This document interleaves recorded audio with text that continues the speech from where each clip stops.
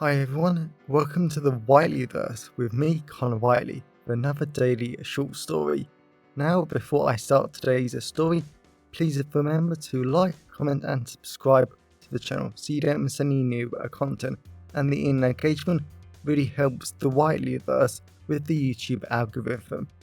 Also, if you want to buy this short story and any of my other fiction, then they're available from all major ebook retailers and at your local bookstore and local library if you requested, and you can order paperback copies from Amazon. Now, here's today's short story. I hope you enjoyed just as much as I did writing it. Love in the Street Party.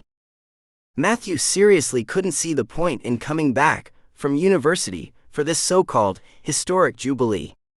He couldn't have cared any less about the Queen being 70 years on the throne and reigning for that long. It didn't matter to him. It wasn't even like the Queen did much these days.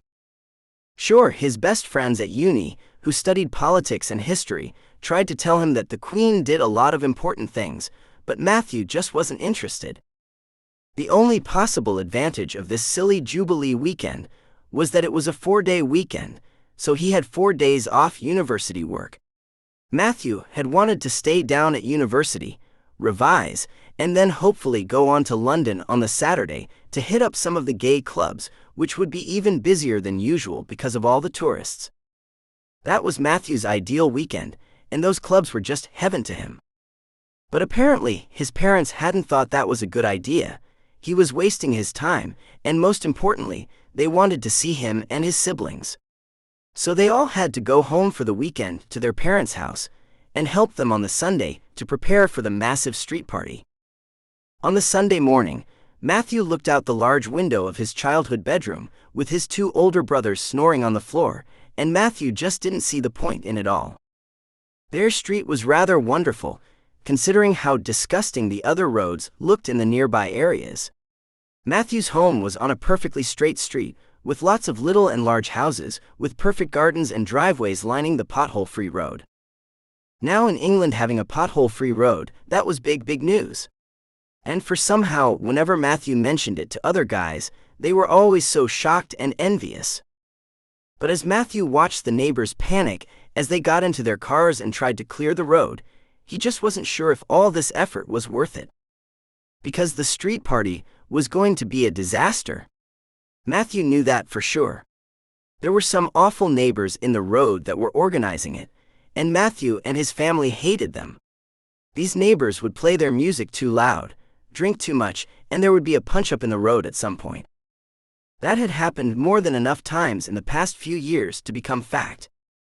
At least the early morning sun was shining down brightly, gently warming Matthew's skin through the window, and maybe it would be a perfectly warm day for the party, but he still didn't want to go. Then again, if the idiot neighbors did decide to start a punch-up, then Matthew wasn't going to let his family get hurt. He was going to protect them, no matter what. The wonderful smells of ginger, vanilla, and burnt sugar filtered through Matthew's bedroom door as he smiled at his mum cooking away down there. Matthew had wanted to help her, but apparently, they wanted him to act straight around his siblings and the neighbors today. Even if that was true, Matthew still didn't know why he couldn't help cook something and spend time with his mum. It was them that wanted him here after all. Matthew watched through the window as more and more neighbors came out of their houses and started putting up even more Union Jacks, bunting, and pictures of the Queen on their windows and front gardens. It was ridiculous. There was no other way to put it.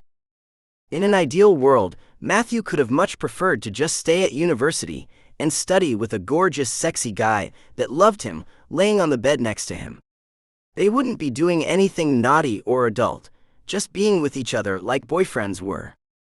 Matthew had had a couple of boyfriends and then a few more flings over the years at university, but he wanted something real.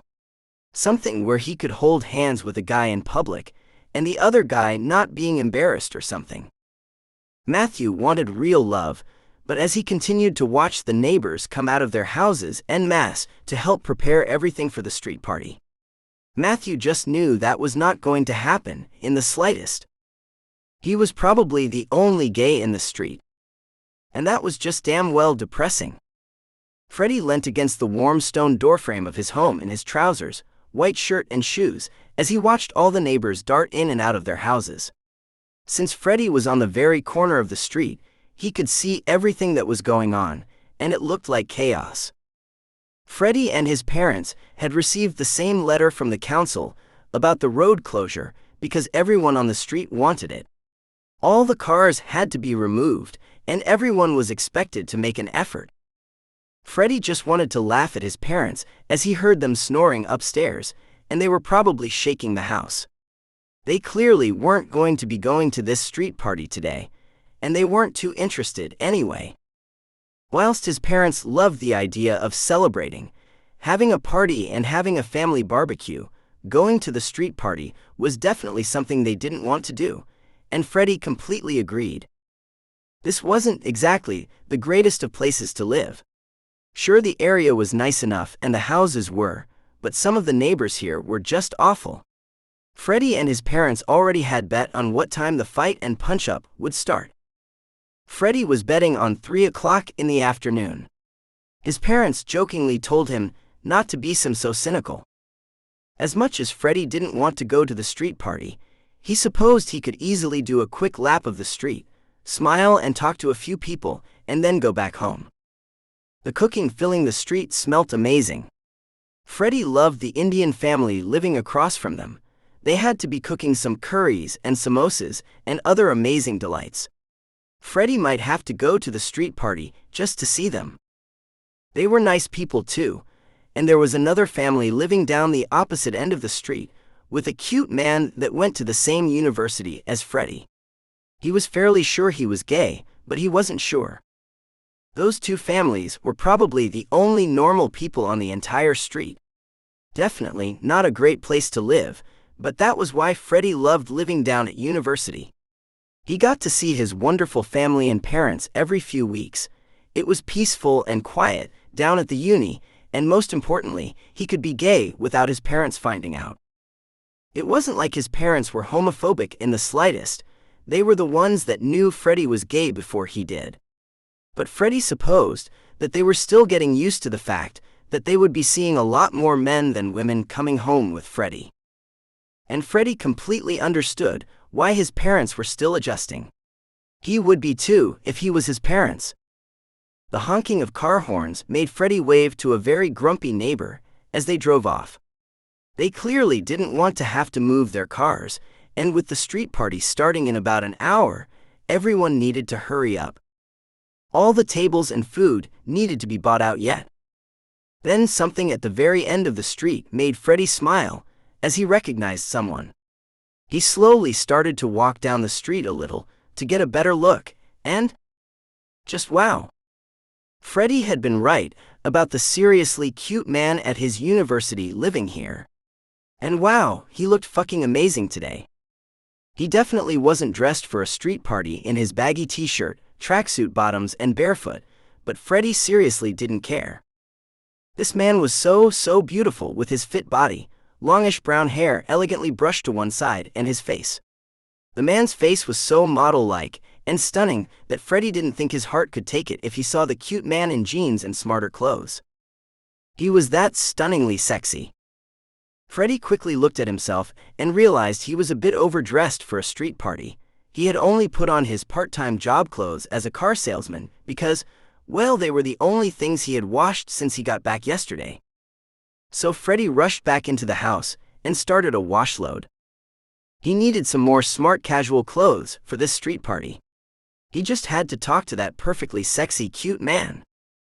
After all the chaos and loud words, as his parents called it, of putting up the fold-up tables, laying out the food and drinks, Matthew was more than glad that this stupid street party had started. It was only midday, and at least most of the street had turned up. Matthew sat on an annoyingly warm fold-up camping bench with amazing-looking plates of sandwiches, scones and pork pies in front of him. And there was plenty of other food spread up and down the table. Matthew actually really liked the idea of how the food was done, because the entire idea was that you weren't allowed to pass the food to another table. Everyone had to get up, mix with other people, and find the food that they wanted. It was a great idea. It would have been an even better idea if Matthew didn't have to be here in the first place. But that was life. Matthew sat next to his mom in a very flowery, beautiful dress, and his dad in a pair of smart-looking jeans and a t-shirt. Then his 2 brothers and 2 sisters were sitting around them too. All Matthew had heard for the past hour, or however long the street party had actually lasted for, it had only felt like an hour, was how wonderful and amazing his siblings and their partners were being on in their relationships and their jobs. And everyone wished that Matthew would be as successful as them if he only continued to work hard, smart and properly, instead of focusing too much on the sex side of university. Matthew wanted to shout at them because none of them had respected his choice to study psychology at university. Because apparently, it was too much of a feminine subject for a real man to study. Matthew would have loved to remind them all that most psychologists get £50,000 plus a year, and there were thousands of jobs he could get with a psychology degree. But his family just weren't worth the time when it came to that sort of stuff. The sound of other people singing, drunk laughter, and talking about the Queen and other matters made Matthew really wish there was someone great to talk to here. He seriously didn't care if they were gay, straight, or a university student. He just cared that someone else was here to talk to him about what he wanted to talk about. Matthew had no idea what he actually wanted to talk about. But it sure as hell wasn't how successful everyone else was. "Excuse me," a man said from behind Matthew. Matthew rolled his eyes. This was probably just another idiot who lived on the street and was probably a deadbeat like most of. Holy fuck. Matthew's mouth dropped open when he looked at the insanely hot guy standing next to him. Matthew just stared at how tall, fit, and godlike this man was. Matthew wasn't sure if he recognized him from the university campus, but wow, this guy was insanely hot. It was impossible for a guy to look this good in a pair of designer skin-tight blue jeans, a light blue collar t-shirt, and some designer shoes. But seriously, this guy shouldn't have been allowed to be this hot. And to make matters even better, Matthew just stared into the amazingly soft, warm blue eyes of this guy. And it was great to see the guy was definitely interesting, knowledgeable, and he was actually there to see him. Matthew quickly realized the insanely hot man was staring at him too. He wasn't there, the food. As much as his mind told his legs to move or do something like shake his hand, speak, or do something, Matthew's eyes were just fixated on the guy. His heart beated faster, and sweat slowly dripped down his back and forehead. This guy was criminally beautiful. His mom clapped her hands, and both Matthew and the hot guy looked at her. Matthew quickly glanced at his siblings and dad, and they were all staring at him. Matthew didn't know if they were pleased or not. Then his whole family smiled, and his mom moved over a bit and offered the hot man a seat. Matthew felt his stomach tighten into a painful knot, his hands turned sweaty, and a lump formed in his throat. Matthew went to look at the hot man again, then realized that his eyes were directly in line with the hot guy's wayward parts, and they were very well sized. But Matthew was just shocked at how tall and beautiful and sexy the guy was. As the hot man sat down, Matthew just smiled at hints of his spicy aftershave that only made the guy seem more and more beautiful. Then Matthew's dad shook the hot guy's hand, and then his entire family did the same. Matthew was almost jealous at them all for getting a chance to touch him first. Then the hot guy extended his hand to Matthew. They both shook his hands, and Matthew swore he almost fainted at the sheer chemistry that flowed between them. And to Matthew's surprise, the hot guy didn't let go of his hand for a few seconds. "Hi, I'm Freddie," the hot guy said. Matthew's two brothers laughed. Matthew shot them a warning look. Matthew said. Freddie's eyes seemed to widen slightly, and Matthew loved looking at his soft, beautiful eyes. But he couldn't help but feel like it was a bit awkward, with his entire family just staring at them both. "Everyone," a group of people shouted from the opposite end of the row of tables. Everyone looked at them. Matthew just rolled his eyes. That idiot group of people were the organizers, and most of them were clearly drunk or tipsy, so the annual street fight would happen sooner or later. "It's time to start the afternoon's games," a tall blonde woman shouted. Matthew just leant forward and rested his forehead against Freddie's broad, wonderful shoulders and breathed in the heavenly scent of his spicy aftershave. "Stop that," Matthew's dad said in his ear. Matthew seriously couldn't be asked anymore. He wasn't going to play some stupid quizzes, games and other things with neighbors he didn't like, and when he could be spending time with such an insanely hot man. Freddie turned round, and Matthew lifted up his head slightly, and his heart almost melted at the sight of Freddie's smile. "Excuse me," Freddie said to Matthew's parents. "Would it be okay if me and Matthew went for a walk? I don't want to intrude on your family time." Matthew just looked at his parents and nodded. His mom laughed. "Sure. He would just be a grump, anyway." Matthew wasn't sure if she was going to let him.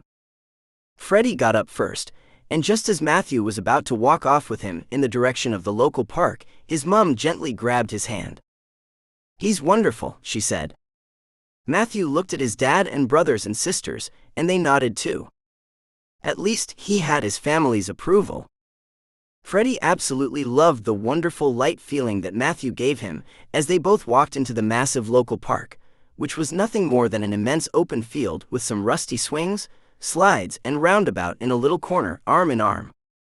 Freddie had absolutely loved the few minutes of silence walking over here, because as strange as walking in silence sounded, Freddie had loved how they had just subtly felt each other, and the minutes had felt so intimate. And Freddie's throat was tight, his stomach was filled with butterflies, and had absolutely no idea what to say to this really cute man. Especially as Freddie wanted to orgasm whenever he looked down at Matthew with him in his jeans, smart t-shirt and designer trainers. Thankfully, they continued walking into the park. It was wonderfully romantic and rather relaxing because there were none of the normal drug dealers, gangs or young punk teenagers there today. It was wonderful. And definitely fitting for being there with such a great-looking man like Matthew. "I never came here as a kid or teen," Matthew said. Freddie loved the sound of his voice. "I did, sadly," Freddie said. "It was when I was figuring myself out. I thought I had tons of friends who were into weed and would smoke it here. I never did, but I was convinced they were great friends because they let me hang out with them." Matthew pulled him closer. "I know the feeling. At school, I was around the jocks. Some of the guys were beautiful, funny, and so manly that I was head over knees for heels. And because I acted straight enough, I was allowed to hang out with them. And they made you do their homework and everything else they didn't want to do," Freddie said. Matthew smiled and buried his face in Freddie's side for a few moments. Freddie loved the feeling because it wasn't sexual in the slightest, it was just so intimate. And Freddie was slightly surprised that such a hot man like Matthew even needed to pretend or do extra things to get attention and friends. He was such a great man. But that was probably what Matthew was thinking of him. "How your uni?" Matthew asked. Freddie opened his mouth to speak, but he was still taken back by the question. Then Matthew stopped and wrapped his arms around Freddie. "What's wrong?" he asked. Freddie tried to smile, but he wasn't sure himself. "I don't know. It's just no one has ever asked me before, and not sounded like they wanted a certain answer." Matthew's smile deepened, and damn, it was beautiful. "Are you from a family of graduates and successful people, where unless you get top grades, a letter of recommendation, and only do certain degrees, you're a failure?" Matthew asked. Freddie honestly had no idea what Matthew could say to make him even more attractive, but it was so great to actually be with a real person who he could just be honest with. Because the problem with family was that they expected a very, very specific answer about your success. University friends were always suffering the same doubts and problems as you, but they never wanted to admit it. And it was just impossible to find someone to confide in. But Matthew seemed to understand it all completely. Freddie slowly ran his fingers down Matthew's cheeks, and Matthew kissed his hand. The kiss felt like pure electricity had just shot through him. It was heaven. "I know what it's like," Matthew said seductively. "My older brothers are lawyers. My sister is a doctor. My parents were successful business owners until they sold a company and made enough money to retire at age 50, Freddie said. Matthew cocked his head. And they live on our street? Freddie laughed. Damn, this man was cute and sexy and hot as hell. Matthew stood on tiptoes and wrapped his hands around the back of Freddie's neck.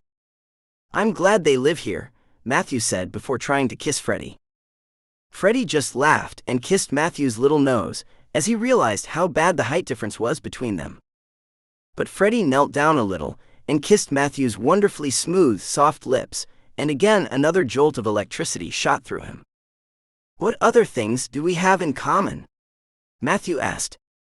Freddie just smiled at him, and his eyes widened as he felt Matthew's wayward parts rub against his leg. Freddie was more than looking forward to finding out what they had in common. Both wayward and not. A few months later, in the end of September, when both Matthew and Freddie's final year started, Matthew couldn't believe how amazing the past few months had been with Freddie. They had been together and spoken every day, and they had laughed and made love like young people do. Matthew had never experienced love before, but he definitely knew that this was it. He felt wonderfully light, careless, and like he was truly, truly loved by Freddie. They had both looked for a small house or apartment to live in for their final year, and they had found one. And as Matthew stood by their little kitchen sink, with a kettle and 2 mugs of freshly made coffee in front of him, he honestly didn't know how he had gotten so lucky. The hints of amazingly bitter-smelling coffee filled their little house, and it was truly perfect, like everything in their relationship. Matthew had heard about all the problems his siblings were having, and there he was having the time of his life. His siblings had said in anger that him and Freddie wouldn't last. But Matthew just knew that they were wrong, because whenever his siblings tried to describe love, it wasn't what he was feeling. But when Matthew had carefully asked his parents what love was like, they had said the same as him. Love made you feel light, wonderful, and loved. So as Matthew heard Freddie finish up getting ready for their first day back at university, his stomach filled with butterflies again at the chance to see the love of his life again, even if it was only for 20 minutes as they drove to university. Matthew wasn't sure how he was going to cope without seeing Freddie for hours upon hours whilst they both went to university, and they both worked their part-time jobs afterwards. Yet as his parents had said before they both moved into together, that was a perfect sign of love. And it turned out that even now Matthew's mom still got nervous or unsure whenever her and Matthew's dad left each other. It was like a part of them were missing from each other. Matthew knew the feeling exactly, and as Freddie wrapped his immensely tall, strong, and sexy arms round him and started caressing his neck, Matthew had to control himself because he just wanted to be with Freddie today, tomorrow, and the rest of their lives. Something Matthew seriously doubted would ever be a problem, and as much as it annoyed him, this entire relationship was only possible because of some stupid street party. Welcome back everyone, it's me again, Connor Whiteley. So I really hope that you enjoyed today's story, because I flat out love writing, creating stories and sharing them with you. If you really enjoyed today's story, then please remember to like, comment and subscribe to the channel so you don't miss any new content, and the internet engagement really helps the Whiteleyverse with the YouTube algorithms. And if you want to buy this short story or any of my other fiction, then they're available from all major ebook retailers, and you can get them from your local library if you requested, and you can order the paperback copies from Amazon, your local bookstore or local library if you request it. Lastly, if you want to support the channel on a one-off basis, then you can now buy me a coffee at buymeacoffee.com/Connor Whiteley. Also, if you know anyone who would enjoy today's story, then please share it with them. I'm always really grateful when you wonderful people help spread the word about the channel. So, thanks for watching the Whiteleyverse, and I'll see you again soon. Have a great day, everyone.